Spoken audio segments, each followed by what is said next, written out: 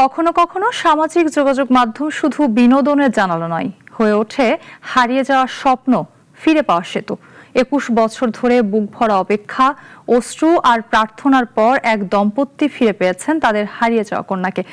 একদিকে জন্মদাতা বাবা মায়ের আনন্দাশ্রু, অন্যদিকে সন্তানের মতো করে রিনাকে যারা মানুষ করেছেন তাদের অকৃত্রিম ভালোবাসা। দুই পরিবারের হৃদয় ছুঁয়ে যাওয়া এই বিরল পুনর্মিলনের গল্প উঠে এসেছে মেহেরপুর প্রতিনিধি রাব্বি আহমেদের প্রতিবেদনে, জানাচ্ছেন প্রিয়াঙ্কা সেন। অনেকেই মনে করেন সামাজিক যোগাযোগ মাধ্যম মানুষের মূল্যবান সময় নষ্ট করে, এতে ভালো কিছু খুঁজে পাওয়া দুষ্কর। তবে অনলাইন প্ল্যাটফর্ম যে ইতিবাচক দিকেও কতটা শক্তিশালী ভূমিকা রাখতে পারে তার প্রমাণ নিয়মিতই মেলে। এই যেমন একজন হারিয়ে যাওয়া সন্তান দীর্ঘ ২১ বছর পর তার বাবা মাকে খুঁজে পেয়েছেন, আর এই অসম্ভব কাজটা সম্ভব হয়েছে একটি অনলাইন প্ল্যাটফর্মের মাধ্যমেই। ২১ বছর পর কি কিরকম লাগে বলেন? আমরা কি পরিমাণ আনন্দিত, আমরা ভাষায় প্রকাশ করতে পারবো না। আমার শাশুড়ি আমার মেয়েকে নিয়ে গেল, যাই আমার শাশুড়ির কাছ থেকে আমার মেয়ে হারিয়ে গেল। ওই যে আপন ঠিকানা আছেন আর যে কিপ্রিয়ার, ওনার অনুষ্ঠান তো সবাই দেখে, আমরাও দেখছি অনেক। ওনার মাধ্যমে আর কি যোগাযোগ কইরা পরে ওনার মাধ্যমে আর কি এটা পাইলাম। সন্তান হারিয়ে গেলে অনেকে মানসিক ভারসাম্যও হারিয়ে ফেলেন, অথচ কন্যা সন্তান হারানোর পর দীর্ঘ ২১ বছর বা ৭,৬৬৫ দিনের বেশি পার করে ফেলেছিলেন এক দম্পতি। ছোট্ট সেই মেয়েটি আদৌ বেঁচে আছে কিনা সেই প্রশ্ন বাবা মায়ের মন ২১ বছর ধরে কুরে কুরে খেয়েছে, যার উত্তর খুঁজতে খুঁজতেই কেটে যায় ২ দশকেরও বেশি সময়। কষ্ট তো লাগিয়েছিল না, কষ্ট তো সে কষ্টের কথা কি আর ভোলা যায়? নিজের সন্তান হারিয়ে গেলে যে কষ্ট হয় সেই কষ্ট। আমার বোনকে আমার দাদি ঢাকাইতে নিয়ে যায়, আমার আব্বু আম্মুর কাছে নিয়ে যাওয়ার সময় আমার বোন হচ্ছে ওই মেহেরপুর থেকে, ওখান থেকে ওরা মিস্টেক হয়ে যায়, মানে হারিয়ে যায়, দুজনে দুই জায়গায় চলে যায়। তখন আমার দাদি অনেক খোঁজাখুঁজি করে কান্না করে, ওখানে পায় না। ও আবার কি করছে, আমার বোন আরেকটা বাসে উঠে অন্যদিকে চলে গেছে। তবে ভাগ্যের কি সুন্দর খেলা, দীর্ঘ ২১ বছর পর সেই জন্মদাতা বাবা মা তাদের সেই সন্তানকে আবার ফিরে পেলেন। হারানো সন্তান ফিরে পেয়ে জন্মদাতা পরিবার যেমন আনন্দে অশ্রুসিক্ত হয়েছেন, তেমনি যে পরিবার তাকে খুঁজে পেয়ে আশ্রয় দিয়ে গর্ভজাত সন্তানের মতো বড় করেছেন তাদের চোখেও ছিল বিচ্ছেদের কান্না।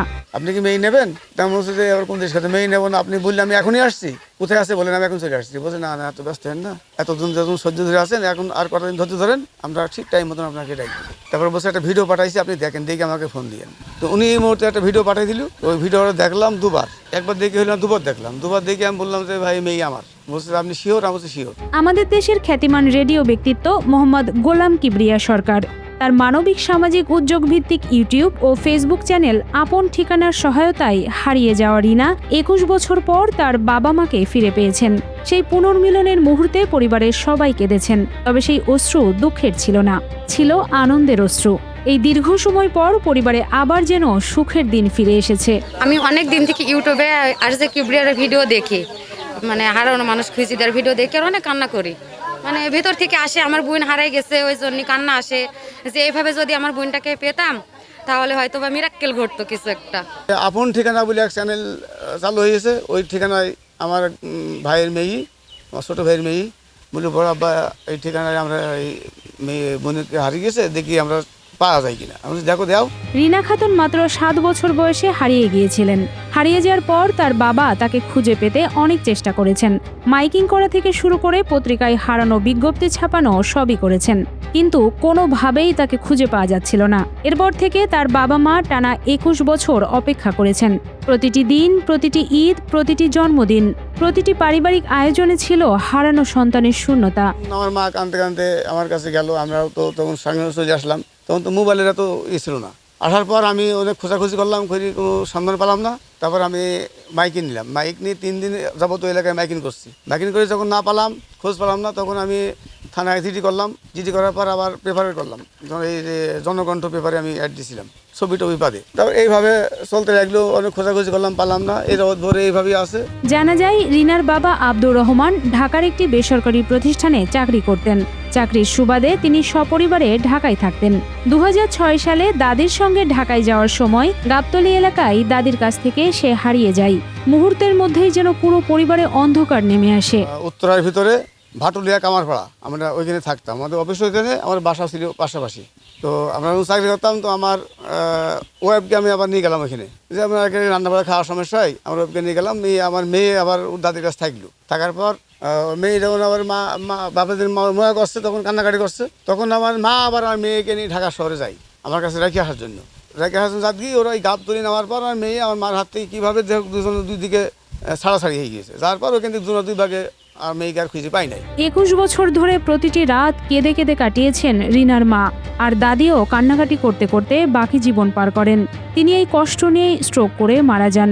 নাতিকে ফিরে পাওয়ার আনন্দ তিনি দেখে যেতে পারলেন না। পরে আমার দাদি কান্না করতে করতে আমার আব্বুর কাছে গেছে, যাই ওখানে বলেছে আমার আব্বুকে, তখন আমার আব্বু আবার এখানে আসছে, এসে হয়েছে মাইকিং করেছে, অনেক কিছু করেছে। তারপরে আমার পাই নাই, না পারার পরে তখন আমার দাদি হচ্ছে বাড়িতে চলে আসে। আসার পরে আমার দাদি হচ্ছে অনেক কান্না করতো, অনেক কষ্ট পেয়েছে উনি, মানে এত কষ্ট পাইছে, মানে সবসময় তাকে নিয়ে ভাবতো, কান্না করতো, অনেক জায়গায় যেত। তারপরে হচ্ছে আমার দাদি কষ্ট পেতে পেতে স্ট্রোক করে আমার দাদি মারা গেছে। হারিয়ে যাওয়ার সময় ঘটনাক্রমে রিনা ঢাকার নারায়ণগঞ্জ এলাকায় পৌঁছে যায়। সেখানে স্থানীয় স্কুল শিক্ষক আব্দুল মোতালেবের সঙ্গে তার পরিচয় হয়। নিজের কোনো কন্যা সন্তান না থাকায় তিনি রিনাকে আশ্রয় দেন এবং নিজের মেয়ের মতোই লালন পালন শুরু করেন। কিন্তু মাত্র 1 বছরের মাথায় সেই মহান মানুষটি মারা যান। এরপরও তার স্ত্রী ও সন্তানরা রিনাকে কখনোই পর মনে করেননি। নিজেদের পরিবারের সদস্য হিসেবেই তারা তাকে বড় করে তোলেন। পরবর্তীতে তাকে নিজের মেয়ের মতোই বিয়ে করিয়ে দেন। আমাকে যে লালন পালন করছে, বাবার নাম ছিল মুতালিব মাস্টার, উনি সরকারি স্কুলের হেডমাস্টার ছিল। মাকে পাওয়ার পরেই 1 বছর পরে উনি মারা যায়। তারপরে ভাইয়েরই আমাকে দেখাশোনা করে সবকিছু, আমার ভাই, আমার মা, ওই মা, ওরাই আমাকে লালন পালন করে। পরে বিয়ে দিয়ে দেয়। বিয়ে হয়েছে আমাদের বাড়ি থেকে মানে 2টা গ্রাম পরেই দুপতারা, ওটা বলে দুপতারা, ওইখানে বিয়ে হয়েছে। আমার স্বামীর নাম হচ্ছে মাহবুব। হারিয়ে যাওয়া মানুষদের নিয়ে ইউটিউবে বিভিন্ন ভিডিও দেখার সময় আপন ঠিকানা প্ল্যাটফর্মের কথা জানতে পারেন রিনার জন্মদাতা পরিবার। পরে গত রমজান মাসে প্ল্যাটফর্মটির সঙ্গে যোগাযোগ করে রিনার ছবি, তথ্য ও প্রয়োজনীয় কাগজপত্র জমা দেওয়া হয়। এরপর কয়েক মাস কেটে যায়। রোজারিদের আগে আমরা এই ঠিকানা দিয়েছি, দেওয়ার পর তারপরে মেয়ে আমার যেখানে আছে, এখন ওই মেয়ে তো ছেলেপিলি আছে 3টা, ওর আইডি কার্ড করতে হবে, ছেলেপিলি ভর্তি করতে হবে, আমাদের আইডি কার্ড লাগবে বাপ মার। তখন ওরা যখন না পারিয়েছে, তখন এই আমাকে ওরা খোঁজা শুরু করেছে। তখন আর জামাই বলছে, তাহলে আমি টিভির একটা এই আপন ঠিকানায় তোমার পরিচয়পত্র ঠিকানা গুণ দিয়ে দেখি মেসেজ পাঠাই কি হয়। 29 তারিখে সন্ধ্যা 7টার সময় আমাকে ফোন দিয়েছে যে আপা আমি একটা ভিডিও দিয়েছি, আপনি ভিডিওটা দেখেন। তখন আমি ভিডিও দেখে তো কান্না করেই বাঁচছি নিকো, যে আমার ভিডিওতে যখনই আমার চাচার নাম, চাচির নাম আর আমার দাদার নাম বলেছে, তখনই আমি ফোন ফেলে দিয়েছি, হাতে থেকে দিই ওই কান্না করতেছি। হঠাৎ করেই একদিন সেই কাঙ্ক্ষিত ফোন আসে। রিনা খাতুনকে খুঁজে পাওয়ার খবর শুনে পরিবারে কেউই প্রথমে তা বিশ্বাস করতে পারেননি। ওরা দিয়েছে, দেওয়ার পর ওই আর কে কিবরা তখন এই ঠিকানায় মিলি ফেলেছে, ও তো এরকম ঠিকানাটা আইয়েছে, মিলিয়ে তখন ওই মেয়েকে ওরা ফোন দিয়েছে, আপনি এখানে আমাদের অফিসে আসেন। তো মেয়ে গিয়েছে, মেয়েটি বিস্তারিত শোনার পর বলছে তোমার ভাই বোন কটা, তোমার মা বাবার নাম, দাদার নাম, দাদির নাম সব বলে দিয়েছে, গ্রামের নাম, তাহলে থানা জেলার নাম বলতে পারে নাই। তখন ও যখন শোনার পরে তখন মিলিয়ে ও মেয়েকে বলে তাহলে তুমি চলে যাও, আমি তোমার বাপ মার একটা খোঁজ পাইছি, দেখি এটি মিলে কিনা। তখন উনি আমাকে ফোন দেয়। এত বছর পর মেয়েকে আবার বুকে জড়িয়ে ধরতে পারবেন এমন আশা সেই হতভাগ্য বাবা মা কখনো করেননি। তবে মনে মনে সেই স্বপ্ন তাদের ঠিকই ছিল। তেমন আমার মেয়ের আরও চিহ্ন আছে, বললো কি আমার বা নাকের মাঝখানে দেখেন একটা তিল আছে, এই মাছ বরাবর দেখেন একটা তিল আছে, বললো যে ওকে ঠিক আছে। এ বললো ঠিক আছে আপনি থাকেন, আপনাকে সময় মতন আমরা ডাকবো। এই একদিন 2 দিন হয়ে গেল, কোনো খোঁজ পাইনি। আমার ভাইয়ের মেয়ের কাছে যোগাযোগ চলে, তো ও বসে বড় বা ফোন দিয়েছিল আমাদের টাইম বিল দেবে। এর মধ্যে সেদিন হঠাৎ করে বললো 13 তারিখ আপনারা আসবেন। এই 13 তারিখ আমাদের আর কাটছে না। আর আপন ঠিকানা এবার তাদের জীবনে তাদের হারানো আলো নতুনভাবে ফিরিয়ে এনেছে। রিনার জন্মদাতা পরিবার 21 বছর আগে মেয়ে হারিয়ে এবার একসাথে মেয়ে, মেয়ের জামাই, নাতি ও নাতনি সহ পুরো আরেকটি নতুন পরিবারকে আপন করে পেয়েছে। ওই যেখানে মেয়ে আমার ছোটোবেলায় মানুষ হয়েছে সে বাড়ি গেলাম, যে বাড়িতে বিয়ে হয়েছে জামাই বাড়ি সেখানে গেলাম, যে তাদের সাথে আত্মীয়তা আদান প্রদান করি, থাকি, খাওয়া দাওয়া করি। তারপরে আমরা মেয়ে নিই, গতকালকে আমরা বেলা 2টার পরে আমরা এখানে গান নিয়ে আসছি। মেয়ের সাথে নাতিপুতি পাইছি, জামাই পাইছি, মেয়ের শ্বশুর শাড়ি পাইছি, এতে আমরা খুব আনন্দ। এত বছর পর হারিয়ে যাওয়া একজন মানুষের পরিবারের কাছে ফিরে আসার ঘটনায় পুরো এলাকা জুড়ে ঈদের আনন্দের আবহ সৃষ্টি হয়েছে। নিজের অনুভূতির কথা কাউকে বলে বোঝানো যাবে না কো, কিন্তু আমরা অনেক খুশি। আল্লাহর কাছে লাখ লাখ শুকরিয়া যে আমার বোনকে আমরা ফিরে পাইছি। আমার বড় মা বড় আব্বা 4টা মেয়ে থাকলো, আর একটা মেয়ের অপূর্ণতা, 4টে মেয়ে পূরণ করতে পারে না কো। আজকে তারাও পরিপূর্ণ, গ্রামের মানুষও সবাই খুশি, আমরাও খুশি, আমরা 6 বোন এক হয়েছি। শুধু আমরা না, আমাদের এলাকাবাসী, আমাদের আত্মীয় স্বজন বাড়িতে যে ভিড় জমাচ্ছে সবাই আনন্দিত, ঈদের মতো আনন্দিত। ঈদেও হয়তো মানুষ এত আনন্দ করে না। আমি ভ্যান চালাই, তো এই মেয়েটা এসে এই দেখতে আসলাম। আইসি গিয়েছে, এখন আমরা খুবই সন্তুষ্ট, খুশি। হারিয়ে যাওয়া মেয়েকে এত বছর পর ফিরে পাওয়ায় তার আত্মীয়দের আনন্দের সীমা নেই। ভাইয়ের মেয়ে সৌন্য কিছু না, তারপরও এই আদির কথা বালককালে একদম ছোটবেলায় গিয়ে হারিয়েছে মেয়েটা, বুঝলেন? তো এই জন্যই আমরা মানে সে খুশিতে এক আত্মহারা, বুঝলেন?